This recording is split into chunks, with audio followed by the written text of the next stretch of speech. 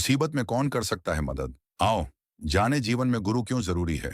एक बार की बात है कि एक गांव में एक छोटा सा परिवार रहता था, जिसमें पति राम सिंह, स्विंगल पत्नी सीता और उनका एक बेटा अशोक कुमार रहते थे। जब बेटा अशोक कुमार 22 साल का था, तो उसके पिता रम सिंह की मृत्यु हो गई। कुछ साल के बाद सीता ने अपने ने बेटे अशोक की शादी कर दी। अब सीता अपने बेटे और पुत्र वधू के साथ खुशी से रहने लगी, परंतु अशोक की औलाद नहीं हुई। भगवान को तो कुछ और ही मंजूर था। एक दिन अचानक जब सीता सुबह उठी तो वह चिल्लाने लगी कि उसे दिखाई नहीं दे रहा। बेटा और बहू भाग कर आए तो देखा कि सीता को कुछ दिखाई नहीं दे रहा। डॉक्टर को दिखाया, परंतु सीता की आंखों की रोशनी वापस नहीं आई। बेटा और बहू बहुत निराश थे। बेटा अब सुबह उठकर पहले भगवान की आराधना करता, फिर अपने काम में लग जाता। बेटे की यही दिनचर्या बन गई। एक दिन जब बेटा सुबह उठा और भगवान की आराधना करने लगा, तो अचानक से भगवान सामने आए और बोले, मैं तेरे से बहुत खुश हूं। मैं तुझे एक वरदान देना चाहता हूं। याद रहे, वरदान केवल एक ही मिलेगा।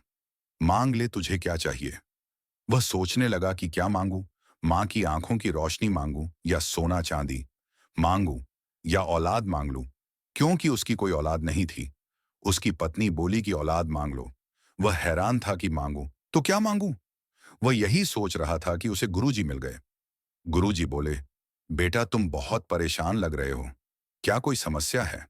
उसने गुरुजी को बताया कि भगवान प्रकट हुए हैं। भगवान ने मुझे एक वरदान मांगने के लिए कहा है और मुझे समझ नहीं आ रहा। मां की आंखों की रोशनी मांगू, धन दौलत मांगू या औलाद मांगू, समझ नहीं आ रहा। यह सुनकर गुरुजी मुस्कुराते हुए बोले, इसमें परेशान होने वाली कोई बात नहीं है। जाकर भगवान से यह वरदान मांगो कि मेरी मां अपनी आंखों से अपने पोते को सोने की पालकी में खेलते हुए देखे। इस तरह तेरी मां की आंखें भी ठीक हो जाएगी और धन दौलत और औलाद भी मिल जाएगी। गुरुजी की यह बात सुनकर वह बहुत खुश हुआ। फिर उसने भगवान से जाकर यही वरदान मांग लिया। इस तरह उसकी मां की आंखें भी ठीक हो गई, औलाद भी मिल गई और धन दौलत भी मिल गई। सभी कुछ एक वरदान में ही मिल गया।